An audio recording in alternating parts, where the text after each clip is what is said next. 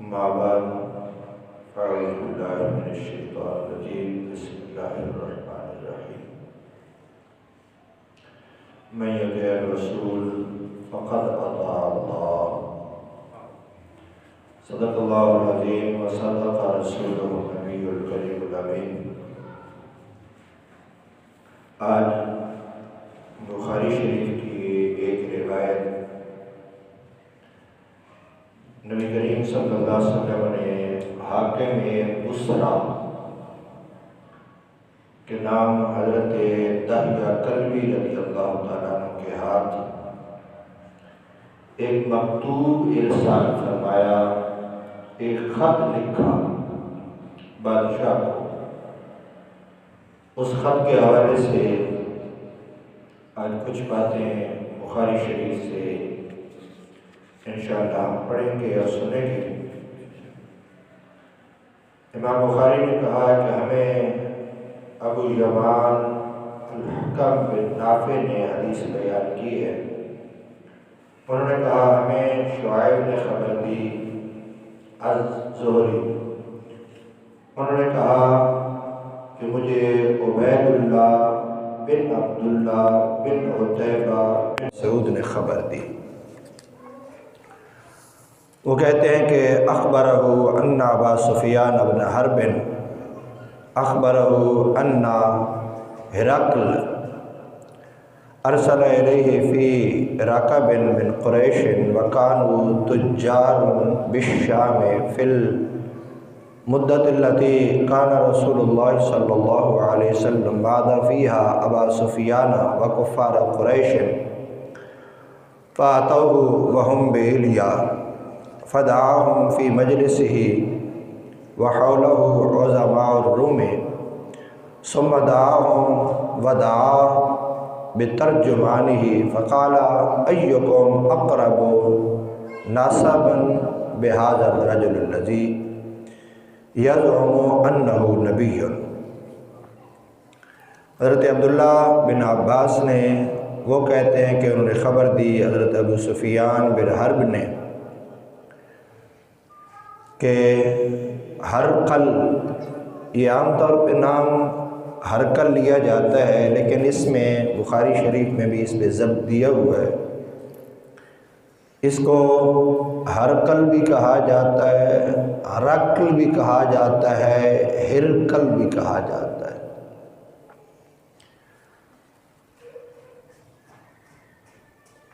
تو حضرت ابو سفیان رضی اللہ تعالیٰ عنہ وہ کہتے ہیں کہ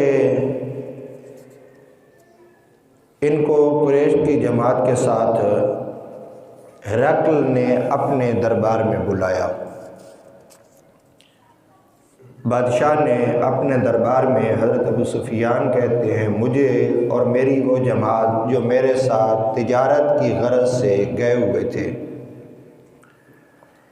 ان کو بلایا۔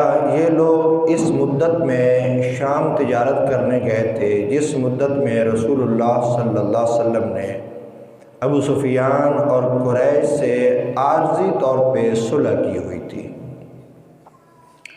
پس قریش اس کے پاس آئے اور وہ ایلیا یعنی بیت المقدس میں تھے۔ ہرقل نے ان کو اپنی مجلس میں بلایا اور ان کے گرد روم کے سردار تھے۔ پھر اس نے قریش کو اور اپنے مترجم کو کہا، مترجم کو بلایا، پھر کہا تم میں سے شخص کا قریبی رشتہ دار کون ہے جس کا یہ دعویٰ ہے کہ وہ نبی ہے؟ ابو سفیان کہتے ہیں کہ اس بادشاہ نے ہم سے پوچھا جو ہم تجارت کی غرض سے مکہ المکرمہ سے وہاں گئے ہوئے تھے، ہم سے پوچھا کہ تم میں سے اس شخص کا جس نے نبوت کا دعویٰ کیا ہے اس کا قریبی رشتہ دار کون ہے؟ تو ابو سفیان کہتے ہیں میں نے کہا جی میں اس کا قریبی رشتہ دار ہوں۔ ہرقل نے کہا اس کو میرے نزدیک کر دو اور اس کے اصحاب کو بھی اس کے نزدیک کر دو اور ان کو اس کی پیٹھ کے پیچھے کھڑا کر دو۔ پھر اس نے اپنے مترجم سے کہا کہ ان لوگوں سے کہو کہ میں اس شخص کے متعلق سوال کروں گا، یعنی جس نے نبوت کا دعویٰ کیا ہے اس کے متعلق سوال کروں گا، تو یہ جو کہتے ہیں کہ میں ان کا قریبی رشتہ دار ہوں، ان سے سوال کروں گا، آپ سارے اس کی پشت پہ پیچھے کھڑے ہو جائیں۔ اگر یہ جھوٹ بولے ان کا متعلق جو میں سوال کروں تو تم نے پھر مجھے بتانا ہے کہ یہ جھوٹی بات کہہ رہا ہے، جھوٹ بول رہا ہے۔ کہتے ہیں ہم ابو سفیان کی پشت کے پیچھے کھڑے ہو گئے۔ ابو سفیان سے پہلا سوال جو بادشاہ نے کیا، بادشاہ کہتا ہے کہ ثم کان اول ما سألنی عنہ ان قال کیف نسبہ فیکم۔ ابو سفیان کہتے ہیں کہ مجھ سے سب سے پہلا سوال یہ کیا گیا کہ وہ نبی جس نے نبوت کا دعویٰ کیا وہ تم میں کیسے نسب والا ہے، اس کا نسب کیسا ہے؟ تو ابو سفیان کہتے ہیں میں نے کہا قلت هو فینا ذو نسب، وہ ہم میں بہت ہی عمدہ نسب والا ہے، یعنی اس کا نسب بڑا ہی عالی نسب ہے، بڑا بلند بڑا مرتبے والا اس شخص کا نسب ہے۔ قال فهل قال هذا القول منكم احد قط قبله قلت لا۔ کہتے ہیں اس نے دوسرا سوال کیا، اس نے کہا کیا یہ دعویٰ اس سے پہلے تم میں سے کسی اور نے بھی کیا تھا؟ یعنی جس شخص نے ابھی یہ دعویٰ کیا ہے، آپ لوگوں کو سمجھ آ رہی ہے نہیں بات میری؟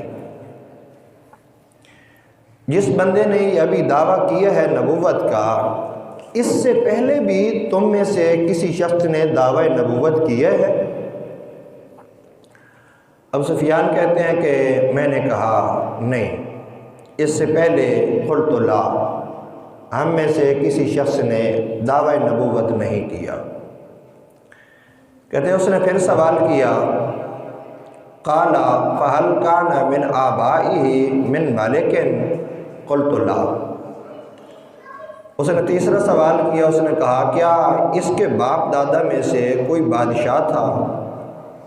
ابو سفیان کہتے ہیں میں نے کہا نہیں، اور یہ بات آپ کے ذہن میں رہے اس وقت تک حضرت ابو سفیان ایمان نہیں لائے تھے، ابھی مشرکین کی جماعت کے ساتھ تھے، ابھی مسلمان نہیں ہوئے تھے۔ جب بادشاہ نے ان کو اپنے دربار میں بلایا اور حضور کے بارے میں سوال کیے تو یہ اس وقت تک مسلمان نہیں ہوئے تھے، یہ بعد میں مسلمان ہوئے، یہ ابھی حالت کفر میں تھے۔ کہتے ہیں کہ بادشاہ نے پوچھا کہ کیا کوئی بادشاہ تھا؟ تو میں نے کہا نہیں، ہم میں کوئی بادشاہ بھی نہیں تھا۔ بادشاہ نے پھر سوال کیا ہرقل نے، اس نے کہا کہ قال فاشرف الناس یتبعونہ ام ضعفاؤہم فقلت بل ضعفاؤہم۔ بادشاہ نے سوال کیا، اس نے کہا کہ آیا مقدور لوگ اس کی پیروی کرتے ہیں یا پسماندہ لوگ؟ یعنی جو مال دولت والے ہیں، امیر لوگ ہیں، ظاہری معاشرے کے حوالے سے شان و شوکت رکھنے والے ہیں، اس بندے کی پیروی وہ کرتے ہیں یا غربا اور مساکین اس کی پیروی کرتے ہیں؟ حضرت ابو سفیان کہتے ہیں کہ قل تو میں نے کہا بل ضعفاؤہم، بلکہ کمزور لوگ اس کی پیروی کرتے ہیں۔ قال، اس نے کہا ایزیدون ام ینقصون؟ قلت بل یزیدون۔ اس نے پھر سوال کیا، اس نے کہا کہ آیا وہ زیادہ ہو رہے ہیں یا دن بدن گھٹ رہے ہیں، کم ہو رہے ہیں؟ ابو سفیان کہتے ہیں کہ میں نے کہا بلکہ وہ بڑھتے جا رہے ہیں، زیادہ ہو رہے ہیں، کم نہیں ہو رہے۔ پھر اس نے سوال کیا قال فہل یرتد احد منکم سخطا لدینہ بعد ان يدخل فیہ قلت لا۔ کہتے ہیں اس نے پھر سوال کیا، اس نے کہا کہ کیا ان کے دین میں کوئی شخص داخل ہونے کے بعد اس کے دین سے ناراض ہو کر کبھی واپس پلٹا ہے؟ یعنی ایک دفعہ دین میں داخل ہو گیا تو پھر کوئی ایسا مسئلہ پیدا ہوا ہو، وہ دین چھوڑ کے پھر اپنے آباء و اجداد کے دین کی طرف واپس آیا ہے؟ قلت لا، میں نے کہا نہیں، ایسا کبھی نہیں ہوا۔ جو اس کے دین میں گیا پھر پکا ہی ہو گیا، پھر آباء و اجداد کے دین کی طرف وہ کبھی واپس نہیں لوٹا، وہ آیا ہی نہیں ہے پھر جو اس کے دین کی طرف گیا۔ قال فَهَلْ كُنْتُمْ تَنْتَهِمُونَ بِالْكَذِبِ قَبْلَ أَنْ يَقُولَ مَا قَالَ قُلْتُ لَا۔ پھر اس نے سوال کیا، اس نے کہا کیا اس کے دعوی نبوت کرنے سے پہلے تم اس پر جھوٹ کی تہمت لگایا کرتے تھے؟ یعنی تمہارے معاشرے میں کبھی ایسا ہوا کہ کسی نے اس کے اوپر جھوٹ کی تہمت باندھی ہو کہ یہ جھوٹا ہے، یہ ایسا ہے، یہ ایسا ہے؟ قلت لا۔ حضرت ابو سفیان کہتے ہیں میں نے کہا کبھی ایسا نہیں ہوا، اس میں کوئی جھوٹی تہمت یا کوئی ایسا سلسلہ کبھی لگا ہی نہیں ہے، کبھی ایسا ہوا ہی نہیں ہے، بلکہ ہمارے ہاں تو وہ صادق اور امین مشہور تھے، سچے امانت دار ہمارے ہاں یہ مشہور تھے۔ کبھی ایسا نہیں ہوا کہ ان کے اوپر کوئی جھوٹ کی تہمت لگائی گئی ہو یا کسی نے ان کو جھوٹا کہا ہو، کیونکہ انہوں نے کبھی جھوٹ بولا ہی نہیں ہے، کبھی ایسا ہوا ہی نہیں ہے۔ قال فَهَلْ يَغْدِرُ قُلْتُ لَا۔ کہتے ہیں پھر اس نے پوچھا کیا وہ عہد شکنی کرتا ہے؟ میں نے کہا نہیں، وہ کبھی عہد شکنی نہیں کرتا، تاہم ہمارا ان کے ساتھ ایک مدت تک معاہدہ ہے، ہم نہیں جانتے کہ وہ اس دوران کیا کرنے والے ہیں۔ حضرت ابو سفیان کہتے ہیں کہ مجھے اس بات کے سوا حضور کے خلاف کوئی بات کر ہی نہیں سکا میں، بس مجھے یہی بات ملی ہے کہ ابھی معاہدہ ہوا ہے، پتہ نہیں وہ اب ہمارے ساتھ کیا کریں گے۔ وہ معاہدہ کرتے ہیں، عہد شکنی کرتے ہیں یا اس معاہدے پہ پورا اترتے ہیں کہ پتہ نہیں ہمارے ساتھ کیا کرتے ہیں۔ میں اس بات کے علاوہ حضرت ابو سفیان کہتے ہیں کہ ان کے خلاف میں کوئی بات کہہ نہ سکا، مجھے گنجائش ہی نہیں ملی کوئی بات کہنے کی۔ کہتے ہیں اس نے پھر کہا قال فَهَلْ قَاتَلْتُمُوهُ قُلْتُ نعم۔ کیا کبھی تمہاری اس کے ساتھ جنگ ہوئی ہے؟ تو میں نے کہا ہاں۔ قال فَكَيْفَ كَانَ قِتَالُكُمْ إِيَّاهُ قُلْتُ الْحَرْبُ بَيْنَنَا وَبَيْنَهُ سِجَالٌ يَنَالُ مِنَّا وَنَنَالُ مِنْهُ۔ کہتے ہیں کہ میں نے کہا کہ جنگ ایک ڈول کی طرح ہے، اس کے ساتھ ہماری جنگ تو ہوئی ہے، لیکن جنگ ایک ڈول کی طرح ہے، کبھی وہ ڈول ہماری طرف آ جاتا، کبھی ان کی طرف چلا جاتا، ہماری یہ کیفیت ہوئی ہے۔ پھر اس نے سوال کیا قال ماذا یأمرکم؟ قلت یقول، اس نے سوال کیا کہ وہ تمہیں کس بات کا حکم دیتا ہے، کیا کہتا ہے تمہیں؟ قل تو میں نے کہا یقول وہ کہتا ہے کہ اعبدوا اللہ، اللہ کی عبادت کرو، وحدہ ولا تشرکوا بہ شیئا، وہ اکیلا ہے اور اس کے ساتھ کسی کو شریک نہ ٹھہراؤ۔ عبادت کرو اور اس کے ساتھ کسی کو شریک نہ ٹھہراؤ۔ اور وہ کہتا ہے کہ تمہارے باپ دادا جو کہتے تھے اس کو چھوڑ دو، اور وہ ہمیں نماز پڑھنے کا، سچ بولنے کا، پاک دامن رہنے کا، رشتہ داروں سے ملنے جلنے کا حکم دیتا ہے۔ وہ ہمیں ان باتوں کے بارے میں کہتا ہے کہ یہ کام کیا کرو، نماز ادا کرو، رشتہ داروں کے ساتھ حسن سلوک کرو، سچ بولا کرو، جھوٹ نہ بولا کرو۔ وہ ہمیں یہ بات کہتا ہے۔ فقال لترجمان قل له سألتك عن نسبه فذكرت أنه فيكم ذو نسب۔ اب ہرقل خود جواب دیتا ہے۔ حضرت ابو سفیان کہتے ہیں جب اس نے یہ سوال کیے تو میں نے سوالوں کے جواب دیے۔ ان سوالوں کے جواب ہرقل نے پھر وہ سوال دہرائے۔ اس نے کہا جی میں نے تم سے پوچھا تھا کہ وہ کیسے نسب والا ہے، تو تم نے کہا وہ ذو نسب ہے، بڑا عالی نسب ہے، بلند مرتبے اور بلند مقام والا ہے۔ اور رسول اسی طرح اللہ جس رسول کو بھی جس قوم میں بھیجتا ہے وہ عالی نسب کو ہی اس قوم میں بھیجتا ہے۔ ہرقل کہتا ہے کہ میں نے پھر تم سے سوال کیا کہ کیا تم میں سے کسی نے پہلے یہ دعویٰ کیا تھا، تو تم نے کہا نہیں۔ میں نے دل میں کہا اگر تم میں سے کسی نے پہلے یہ دعویٰ کیا ہوتا تو میں کہتا یہ شخص اس دعوے کی پیروی کر رہا ہے جو اس سے پہلے کیا گیا تھا۔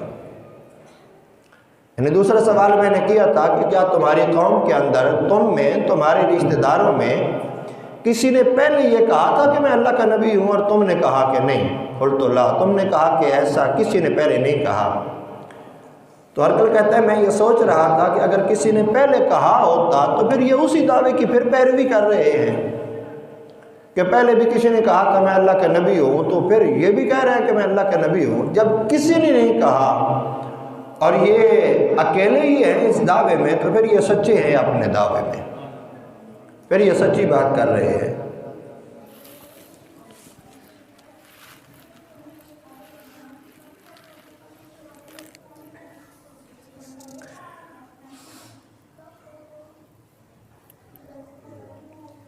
ہرقل نے کہا کہ میں نے تم سے تیسرا سوال کیا کیا اس شخص کے باپ دادا میں کوئی شخص بادشاہ تھا، تو تم نے بتایا کہ نہیں۔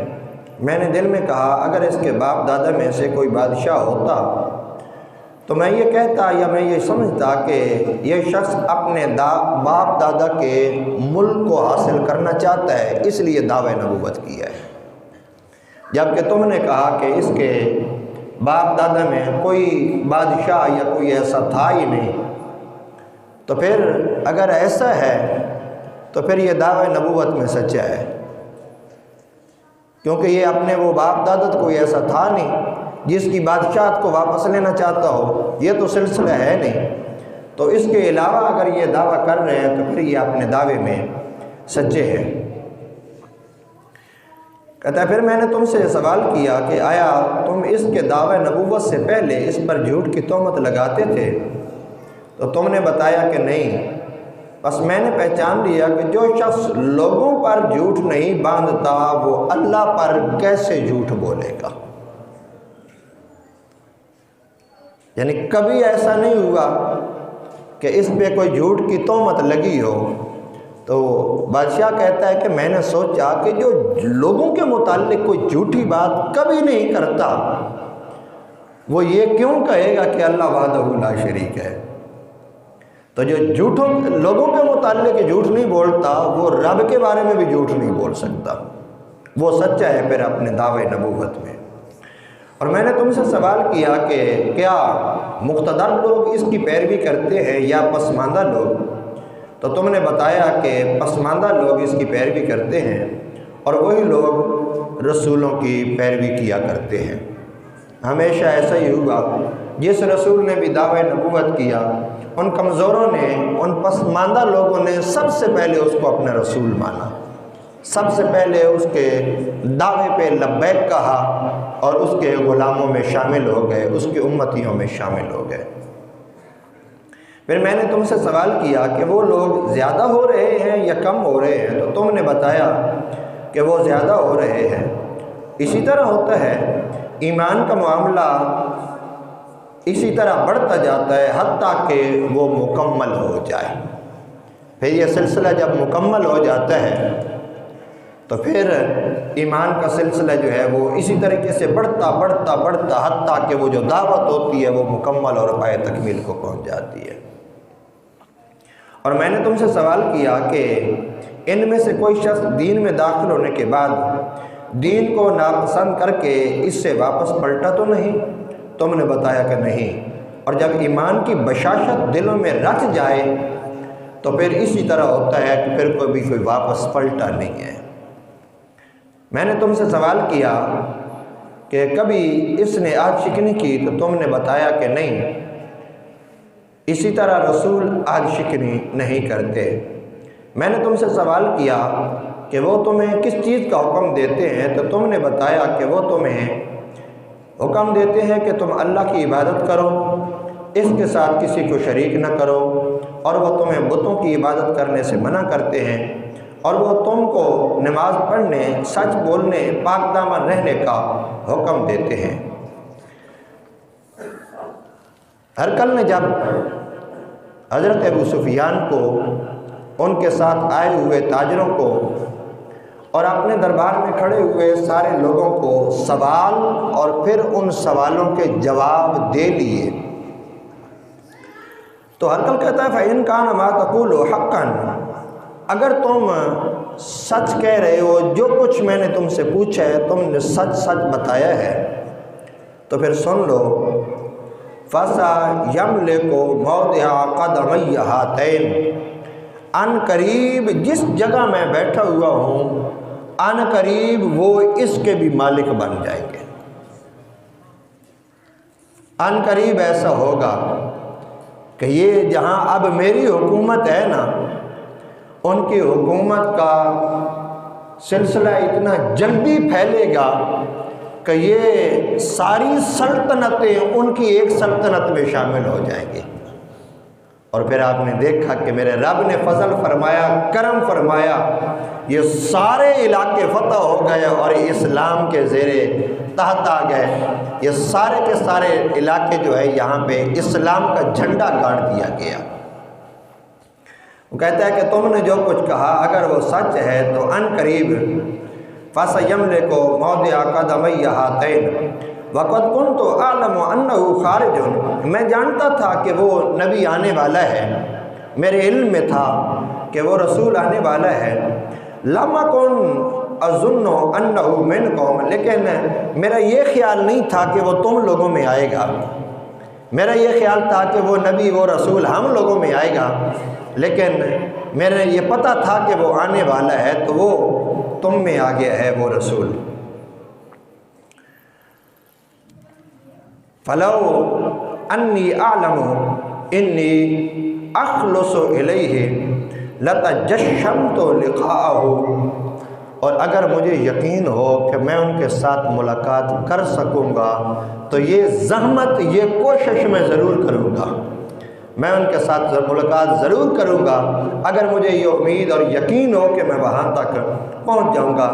آخری جملے اس کے سنیں تو یہ اللہ کا فضل ہوتا ہے۔ کچھ لوگ تو قرآن سن کے بھی نہیں مانتے، کچھ لوگ حدیث سن کے بھی نہیں مانتے، کچھ لوگ کئی سال علماء کی تقریریں سن کے بھی نہیں مانتے۔ حدیثیں ہیں، قرآن ہے، اقوال صحابہ ہے، آثار صحابہ ہے، سن کے بھی نہیں مانتے۔